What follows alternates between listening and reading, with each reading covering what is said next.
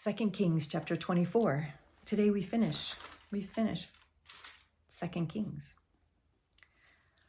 During Jehoiakim's reign, Nebuchadnezzar, king of Babylon, invaded the land, and Jehoiakim became his vassal for 3 years.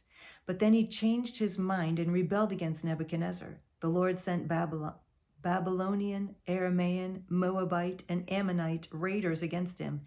He sent them to destroy Judah in accordance with the word of the Lord proclaimed by his servants, the prophets. Surely these things happened to Judah according to the Lord's command, in order to remove them from his presence, because of the sins of Manasseh and all he had done, including the shedding of innocent blood. For he had filled Jerusalem with innocent blood, and the Lord was not willing to forgive. As for the other events of Jehoiakim's reign and all he did, are they not written in the book of the annals of the kings of Judah? Jehoiakim rested with his fathers, and Jehoiachin, his son, succeeded him as king. The king of Egypt did not march out from his own country again, because the king of Babylon had taken all his territory, from the Wadi of Egypt to the Euphrates River. Jehoiakim was 18 years old when he became king, and he reigned in Jerusalem 3 months. His mother's name was Nehushta, daughter of Elnathan. She was from Jerusalem. He did evil in the eyes of the Lord, just as his father had done. At that time, the officers of Nebuchadnezzar, king of Babylon, advanced on Jerusalem and laid siege to it. And Nebuchadnezzar himself came up to the city while his officers were besieging it. Jehoiakim, king of Judah, his mother, his attendants, his nobles, and his officers all surrendered to him. In the 8th year of the reign of the king of Babylon, he took Jehoiakim prisoner. As the Lord had declared, Nebuchadnezzar removed all the treasures from the palace of the Lord and from the royal palace, and took away all the gold articles that Solomon, king of Israel, had made for the temple of the Lord. He carried into exile all Jerusalem, all the officers and fighting men, and all the craftsmen and artisans, a total of 10,000.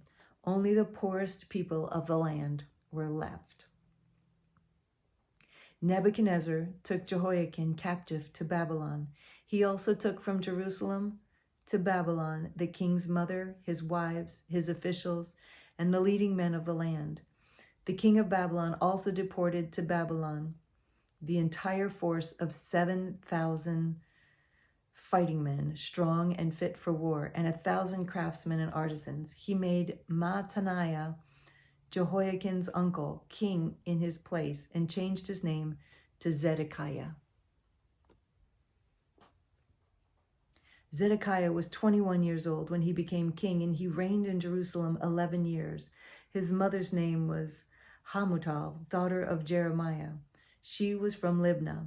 He did evil in the eyes of the Lord, just as Jehoiakim had done. It was because of the Lord's anger that all this happened to Jerusalem and Judah, and in the end, he thrust them from his presence. Chapter 25. Now Zedekiah rebelled against the king of Babylon. So in the 9th year of Zedekiah's reign, on the 10th day of the 10th month, Nebuchadnezzar, king of Babylon, marched against Jerusalem with his whole army. He encamped outside the city and built siege works all around it. The city was kept under siege until the 11th year of King Zedekiah. By the 9th day of the 4th month, the famine of the city had become so severe that there was no food for the people to eat.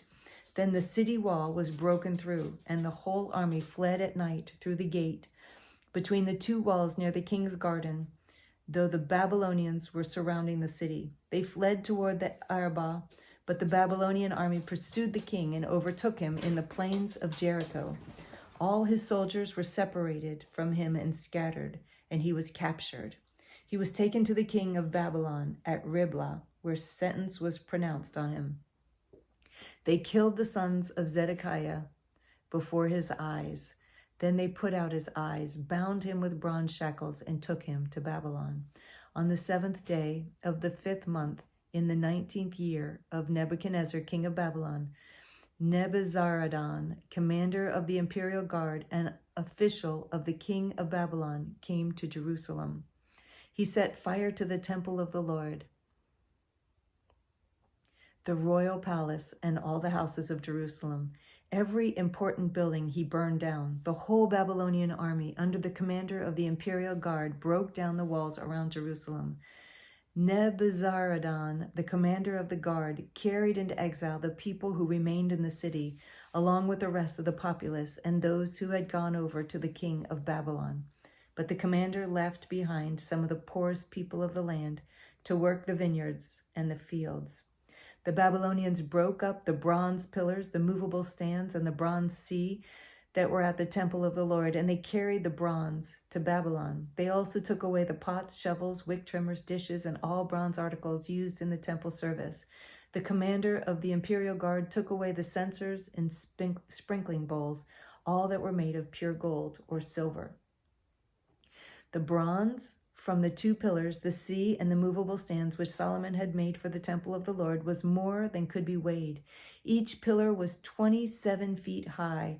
The bronze capital on top of one pillar was 4.5 feet high and was decorated with a network and pomegranates of bronze all around.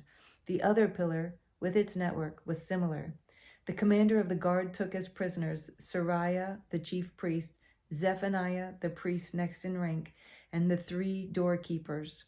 Of those still in the city, he took the officer in charge of the fighting men and 5 royal advisors. He also took the secretary, who was chief officer, in charge of conscripting the people of the land, and 60 of his men who were found in the city.